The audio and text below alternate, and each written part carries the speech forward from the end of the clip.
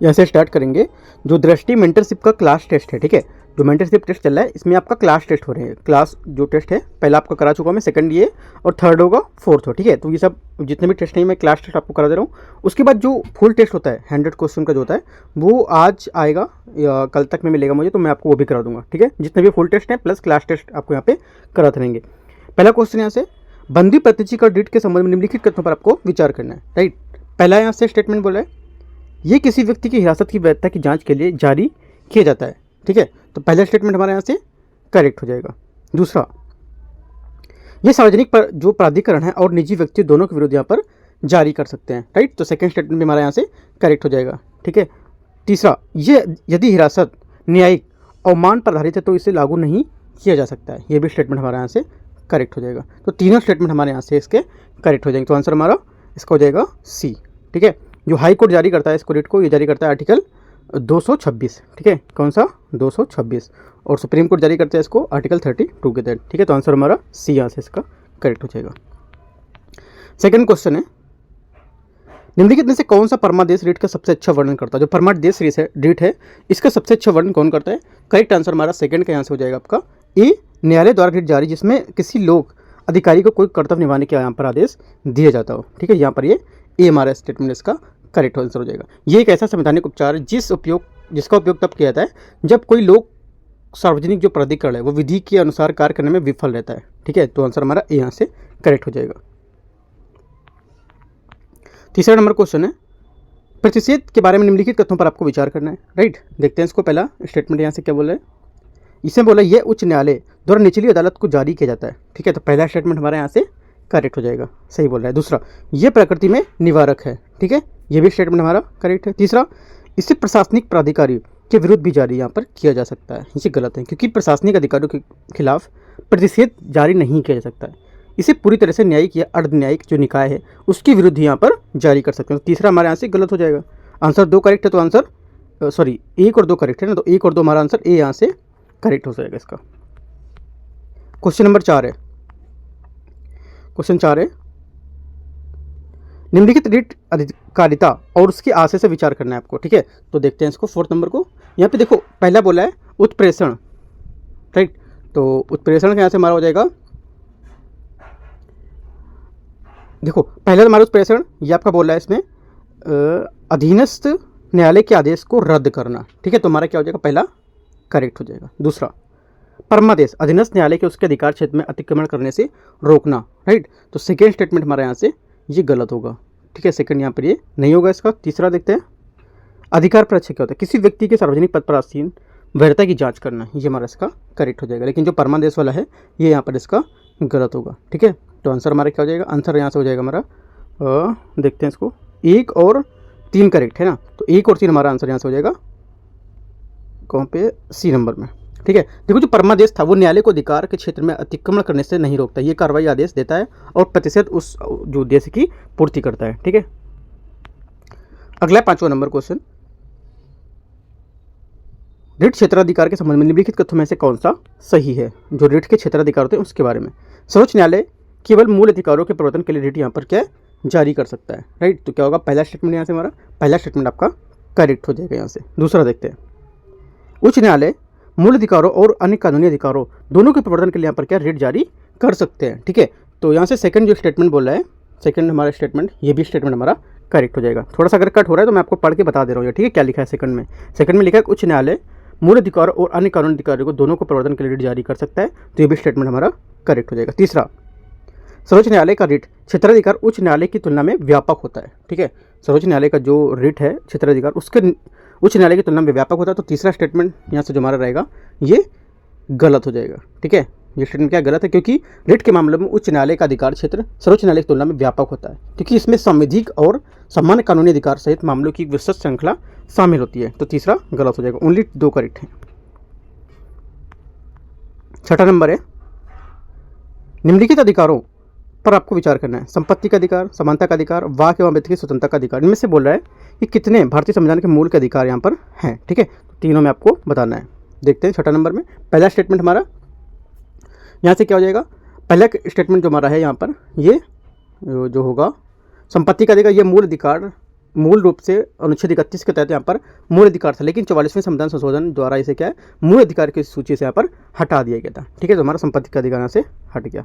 समानता का अधिकार, ये भारतीय संविधान के अनुच्छेद 14 से 18 के तहत यहाँ पर एक मूल अधिकार है। ठीक है, वाक एवं व्यक्ति की स्वतंत्रता का अधिकार, ये भी हमारा क्या है, आर्टिकल 19 जो 1 का 1 के तहत यहाँ पर मूल अधिकार है। तो हमारे साथ आंसर हो जाएंगे 2 और 3, पहला गलत हो गया, तो आंसर हमारे केवल 2 यहाँ से हमारे करेक्ट है। 7वां है, मूल अधिकारों के संबंध में निम्नलिखित कथनों पर आपको विचार करना है। राष्ट्रीय आपातकाल के दौरान इन्हें निलंबित किया जा सकता है। ठीक है, पहला यहाँ पे स्टेटमेंट हमारा 7वें का जो है, ये स्टेटमेंट आपका करेक्ट हो जाएगा। दूसरा, इसमें संसद द्वारा संशोधन किया जा सकता है। ठीक है, सेकंड स्टेटमेंट हमारा 20 का हमारा क्या हो जाएगा, करेक्ट हो जाएगा। राइट। तीसरा, सर्वोच्च न्यायालय अनुच्छेद 32 के तहत मूल अधिकारों का परिवर्तन कर सकता है। ठीक है, तो तीसरा स्टेटमेंट हमारा क्या हो जाएगा, यहाँ से करेक्ट हो जाएगा। तो तीनों स्टेटमेंट हमारे क्या है, यहाँ से एकदम सही है। ठीक है, तो आंसर हमारा क्या हो जाएगा, इसका डी यहाँ से इसका करेक्ट आंसर हो जाएगा। 8वां नंबर क्वेश्चन यहाँ से, अनुच्छेद 32 के तहत संवैधानिक उपचार के अधिकार के संबंध में निम्नलिखित कथनों पर आपको विचार करना है। ये केवल राज्य के विरुद्ध उपलब्ध है, निजी व्यक्तियों के विरुद्ध नहीं। ठीक है, तो हमारा जो 8वां यहाँ से क्वेश्चन है, इसका स्टेटमेंट है पहला वाला, ये आपका स्टेटमेंट गलत होगा। ठीक है, पहला हमारा स्टेटमेंट क्या हो जाएगा, गलत हो जाएगा, क्योंकि जो अनुच्छेद 32 के तहत संवैधानिक उपचार का अधिकार मुख्य रूप से मौलिक अधिकारों के उल्लंघन के लिए राज्य के विरुद्ध उपलब्ध होते हैं। ठीक है, तो पहला गलत हो गया। दूसरा, इसमें मौलिक अधिकारों के प्रवर्तन के लिए उच्च न्यायालय जाने के अधिकार भी शामिल होता है। ठीक है, ये भी गलत है, क्योंकि आर्टिकल जो हमारा 32 है, ठीक है, ये व्यक्ति को मौलिक अधिकारों के प्रवर्तन के लिए सीधे सर्वोच्च न्यायालय में जाने की अनुमति देता है। ठीक है, तो हमारा यहाँ से ये भी गलत हो गया। दोनों स्टेटमेंट हमारे यहाँ से गलत है, तो आंसर हमारा डी यहाँ से करेक्ट हो जाएगा। 9वां नंबर क्वेश्चन, निम्नलिखित चीजों पर विचार करना है आपको, मौलिक अधिकार और आपका आर्टिकल यहाँ पर दिया हुआ है। ठीक है, इसमें देखते हैं। यहाँ पे देखो बोल रहा है पहला, इसमें पहला सभा करने की स्वतंत्रता। ठीक है, और जबरन श्रम से मुक्ति और अभिव्यक्ति की स्वतंत्रता। राइट, तो पहला देखो यहाँ पर हमारा जो स्टेटमेंट है, ये बोल रहा है, ये अब जो सभा करने की स्वतंत्रता, ये आपका आर्टिकल करेक्ट है। ठीक है, सेकंड देखते हैं यहाँ से, सेकंड वाला, और सेकंड यहाँ से है जबरन श्रम से मुक्ति। ठीक है, जबरन श्रम से मुक्ति गारंटी देगा आर्टिकल 23 के तहत। ठीक है, तो यहाँ से हमारा ये भी करेक्ट हो जाएगा। अभिव्यक्ति की स्वतंत्रता, अभिव्यक्ति की स्वतंत्रता आर्टिकल 19(1) ए के तहत यहाँ पर प्रदान की गई, ना कि बी के तहत। ठीक है, तो ये गलत हो जाएगा। ओनली हमारा करेक्ट हो जाएगा आंसर जो सभा करने की स्वतंत्रता, आर्टिकल 19(1) का बी होगा यहाँ पर। ठीक है, जो मैंने आपको पहले बताया था, ये वाला, ये ए नहीं होगा यहाँ पर, पहले वाले का यहाँ बी होगा। ठीक है, तो ये भी हमारा गलत होगा। राइट, ये बी होगा, और ये आपका जो अभिव्यक्ति स्वतंत्रता यहाँ पर ये ए होगा। ठीक है, तो इसको दोनों को काटना है आपको। तो आंसर हमारा क्या हो जाएगा, सिर्फ आपका जबरन से मुक्ति, ये आपका है 23 आर्टिकल 1 यहाँ से करेक्ट होगा आंसर। तो ये हमारा 9 का आंसर हो जाएगा, 9वें नंबर का। 10वां नंबर है, निम्नलिखित में से कौन सा संवैधानिक संशोधन अधिनियम आर्टिकल 21(a) के तहत शिक्षा का अधिकार को मौलिक अधिकार के रूप में प्रदान करता है। ठीक है, करेक्ट आंसर हमारा जो 10वें का यहाँ से हो जाएगा आपका, तो सी यहाँ से हमारा आंसर हो जाएगा। कौन सा, 86 जो है 86वां संविधान संशोधन अधिनियम, ये। ठीक है, 11 नंबर देखते हैं। निम्नलिखित पर आपको विचार करना है। ठीक है, मौन का अधिकार, निष्ठा का अधिकार, मतदान का अधिकार, शोषण के विरुद्ध अधिकार, इनमें से कितने मौलिक अधिकार यहाँ पर हैं। ठीक है, करेक्ट आंसर हमारा क्या होगा, करेक्ट आंसर तो हमारा हो जाएगा पहला। ठीक है, एक तो निष्ठा का अधिकार, ये भी हो गया, और शोषण के विरुद्ध यहाँ पर अधिकार। राइट, तो आंसर हमारा हो गया 1, 2, 4। मतदान का अधिकार यहाँ पर क्या है, ये मौलिक अधिकार यहाँ पर नहीं है। ठीक है, तो हमारे यहाँ से क्या हो जाएगा आंसर, ये जो 1, 2, 4 हमारा इसका करेक्ट आंसर हो जाएगा। ठीक है, मतदान का अधिकार जो है, ये वोट का अधिकार एक मौलिक अधिकार नहीं, ये एक संवैधानिक और वैधानिक अधिकार होता है। ठीक है, तो आंसर हमारा 1, 2, 4, 1, 2, 4 किधर है, बी नंबर में, ये 1, 2 और 4। 12 नंबर देखते हैं।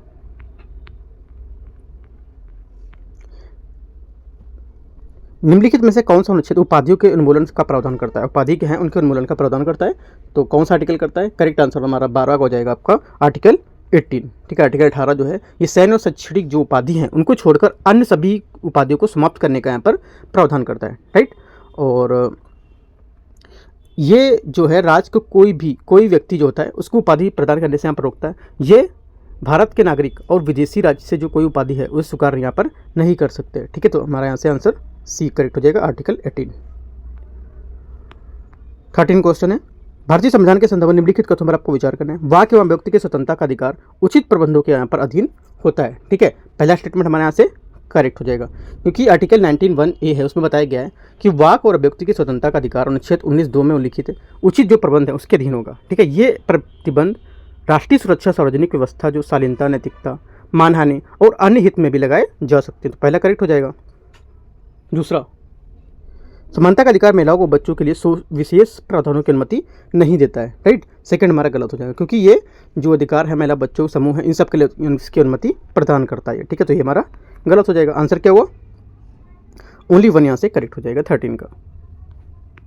14 नंबर है, निम्नलिखित में से कौन सा मौलिक अधिकार केवल भारतीय नागरिकों को उपलब्ध है? इंपॉर्टेंट है। करेक्ट आंसर हमारा हो जाएगा वाक एवं अभिव्यक्ति की स्वतंत्रता का अधिकार जो हमारा है केवल भारतीय नागरिकों को यहाँ पर क्या है? उपलब्ध है, ठीक है। भारतीय संविधान के तहत भारतीय नागरिकों को विशेष रूप से जो मौलिक अधिकार है उसमें मुख्य अनुच्छेद जैसे कि आपका 15, ठीक है, 16, 19, ठीक है, और 29, 30 ये सब यहाँ पर शामिल होते हैं, राइट। यहाँ से 15 नंबर क्वेश्चन है, धार्मिक स्वतंत्रता के अधिकार के संबंध में निम्नलिखित कथनों पर आपको विचार करना है, ठीक है। संविधान जो है हमारा उसमें अनुच्छेद 25 से 28 तक धार्मिक स्वतंत्रता के अधिकार की यहाँ पर गारंटी दी गई है, ठीक है। तो पहला स्टेटमेंट हमारे यहाँ से क्या हो जाएगा? पहला स्टेटमेंट आपका करेक्ट हो जाएगा, सही बोला। दूसरा, ये अधिकार व्यक्तियों के राज्य द्वारा आरोपित किसी भी जो प्रतिबंध उसके बिना किसी धर्म के अबाध स्वरूप में यहाँ पर मानने से, आचरण करने से यह स्वतंत्रता प्रदान करता है, ठीक है। तो सेकंड जो हमारा स्टेटमेंट इसका है ये गलत होगा, राइट, क्योंकि ये धर्म जो रूप हैं उनको आचरण करने के लिए यहाँ पर प्रचार करने का अधिकार देता है, ठीक है। तो हमारा आंसर सेकंड गलत हो जाएगा। आंसर क्या हो जाएगा? पहला यहाँ से हमारा आंसर करेक्ट हो जाएगा ए, 15 का करेक्ट आंसर ए, ठीक है। यहाँ से 16 नंबर क्वेश्चन है, इसे बोला नागरिकता संशोधन अधिनियम 2019 के संबंध में निम्नलिखित कथन पर आपको विचार करना है, ठीक है। पहला यहाँ पे स्टेटमेंट है, सीए में पाकिस्तान, बांग्लादेश, अफगानिस्तान से आए जो धार्मिक जो समुदाय थे उसमें प्रवासियों को नागरिकता प्रदान करने का यहाँ पर प्रावधान किया गया था, ठीक है। तो पहला स्टेटमेंट क्या होगा? यहाँ से हमारा करेक्ट हो जाएगा, ठीक है। दूसरा देखते हैं, यह अधिनियम संविधान की 6ठी अनुसूची के अंतर्गत आने वाले क्षेत्रों पर लागू नहीं होता है, ठीक है। तो सेकंड स्टेटमेंट भी हमारा यहाँ से करेक्ट हो जाएगा, ठीक है। तीसरा देखते हैं, ऐसे प्रवासी जो 31 दिसंबर 2019 से पहले भारतीय क्षेत्र में प्रवेश कर चुके हैं वो इसके अंतर्गत नागरिकता के लिए पात्र होंगे, राइट। तो तीसरा स्टेटमेंट यहाँ से हमारा गलत हो जाएगा, क्योंकि जो 31 दिसंबर 2014 होगा, ठीक है, उससे पहले जो कर चुके हैं उनको यहाँ पर होगा, ना कि 31 दिसंबर 2019। तो ये तीसरा स्टेटमेंट गलत होगा। पहला और दूसरा यहाँ पे हमारा करेक्ट हो जाएगा। तो आंसर हमारा ए यहाँ से इसका करेक्ट आंसर हो जाएगा 16 का। यह 17 नंबर क्वेश्चन है, बिहार में निम्न कार्बन योजना जो है उसके संबंध में आपको विचार करना है। ये एक रणनीति जिसका उद्देश्य वर्ष 2050 तक नेट जीरो राज्य में इसको बदलना, ठीक है। तो ये गलत हो जाएगा, क्योंकि वर्ष कितना 2070 होगा, ना कि 2050। तो पहला आपका यहाँ से गलत हो जाएगा। दूसरा, ये योजना अपशिष्ट और घरेलू अपशिष्ट जल प्रबंधन जैसे जो प्रमुख क्षेत्र हैं उसको यहाँ पर सुदृढ़ करने पर ध्यान केंद्रित करेगा, ठीक है। तो सेकंड स्टेटमेंट हमारे यहाँ से करेक्ट हो जाएगा। तीसरा देखते हैं, ये इंटरनेशनल काउंसिल फॉर लोकल जो आपके इनिशिएटिव्स हैं इस योजना में कार्यान्वयन के लिए बिहार को सहायता देने वाला अंतर्राष्ट्रीय संगठन होगा, ठीक है। तो तीसरा भी हमारा यहाँ से स्टेटमेंट करेक्ट हो जाएगा। तो 2 और 3 हमारे यहाँ से करेक्ट है। तो आंसर हमारे यहाँ से हो जाएगा, पूछे कौन सा सही है, ठीक है। सही कौन से? 2 और 3, बी हमारे यहाँ से करेक्ट आंसर इसका हो जाएगा। अगला है 18 नंबर क्वेश्चन, राजनगर निगम जो राज्य नगर पालिका है उसके बारे में आपको बता रहा है कि एक साथ विलय छावनी के संदर्भ में निम्नलिखित कथनों पर विचार करना है। छावनी प्रमुख रूप से या मुख्य रूप से सैन्य कर्मियों से संबंधित बुनियादी ढांचे की जो आवास है उसके लिए यहाँ पर निर्धारित क्षेत्र होता है, राइट। तो पहला हमारा जो स्टेटमेंट यहाँ से हो जाएगा ये करेक्ट हो जाएगा यहाँ, राइट।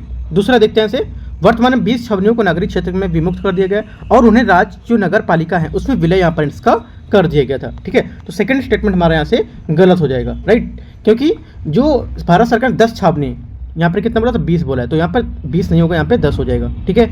भारत में जो छावनी है उसकी स्थापना स्वतंत्रता के बाद सैन्य टुकड़ियों को संयोजित करने के लिए यहाँ पर ये की गई थी, राइट। तो तीसरा स्टेटमेंट हमारा यहाँ से गलत है, क्योंकि छावनी मुख्य रूप से भारत में ब्रिटिश शासन के दौरान यहाँ पर स्थापित सैन्य क्षेत्र है, जिसमें पहली यहाँ पर 1765 में बैरकपुर जो यहाँ पर था उसमें बनाया गया था। तो यहाँ पर हमारा तीसरा भी गलत हो जाएगा। ओनली वन स्टेटमेंट हमारे यहाँ से करेक्ट होगा, मतलब वन कौन सा? केवल डी स्टेटमेंट हमारे यहाँ से सही हो जाएगा 18 नंबर का। 19 नंबर है, भारत इंडोनेशिया के संबंध में निम्नलिखित कथनों पर आपको विचार करना है। इंडोनेशिया आसियान क्षेत्र में भारत का दूसरा सबसे बड़ा व्यापारिक साझेदार है, ठीक है। पहला स्टेटमेंट हमारे यहाँ से करेक्ट हो जाएगा। दूसरा, भारत और इंडोनेशिया गुटनिरपेक्ष आंदोलन के संस्थापक यहाँ पर सदस्य भी है, ठीक है। तो दूसरा स्टेटमेंट जो रहेगा ये भी स्टेटमेंट हमारा एकदम करेक्ट है। तीसरा, हिंदू बौद्ध धर्म के लोग भारत से इंडोनेशिया में निर्वासित हुए, राइट। तीसरा स्टेटमेंट हमारा क्या हो जाएगा? यहाँ से करेक्ट हो जाएगा। तीनों स्टेटमेंट जो हमारे 19 के दिए हुए हैं एकदम सही है। तो सी हमारा क्या हो जाएगा? 19 का आंसर यहाँ से करेक्ट हो जाएगा, इसका सी, ठीक है। 19 का सी स्टेटमेंट करेक्ट है यहाँ से। यहाँ 20 नंबर क्वेश्चन है, निम्नलिखित देशों पर आपको विचार करना। फिनलैंड, आइसलैंड, लिथुआनिया और यूक्रेन में से कितने नॉर्डिक और बाल्टिक देशों के यहाँ पे सहयोग से भाग लेते हैं। ठीक है, तो देखो इसमें जो नॉर्डिक जो आपके हैं जो भाग ले रहे थे 5 जो हमारे नॉर्डिक देश थे उसमें फिनलैंड, स्वीडन, नॉर्वे, डेनमार्क और आइसलैंड है। और 3 बाल्टिक थे, इसमें से एस्टोनिया, लातविया और लिथुआनिया। तो तीनों यहाँ से मैच करेंगे तो हमारे यहाँ से आंसर आ जाएगा। एक तो आपका लिथुआनिया आ रहा है, ठीक है, और फिनलैंड यहाँ से हो जाएगा, ठीक है, और आपका आइसलैंड हो जाएगा यहाँ से। तो ठीक है, तो 3 यहाँ से आपके मिलेंगे, यूक्रेन यहाँ पे नहीं होगा। तो 3 केवल 3 आपके यहाँ से आंसर हो जाएंगे। ठीक है, तो इस टाइप से 20 जो क्वेश्चन थे मेंटरशिप टेस्ट के यहाँ पर टेस्ट 2 का मैंने आपको करा दिया। ठीक है, जो टेस्ट 3 रहेगा उसका भी मैं आपको यहाँ पर जो 20 क्वेश्चन है वो भी आपको मैं करा दूंगा। राइट, तो टेलीग्राम चैनल से भी आप जुड़ सकते हो, यहाँ पर लिंक मैं आपको नीचे डिस्क्रिप्शन में दे रहा हूँ। ठीक है, all the best, thank you.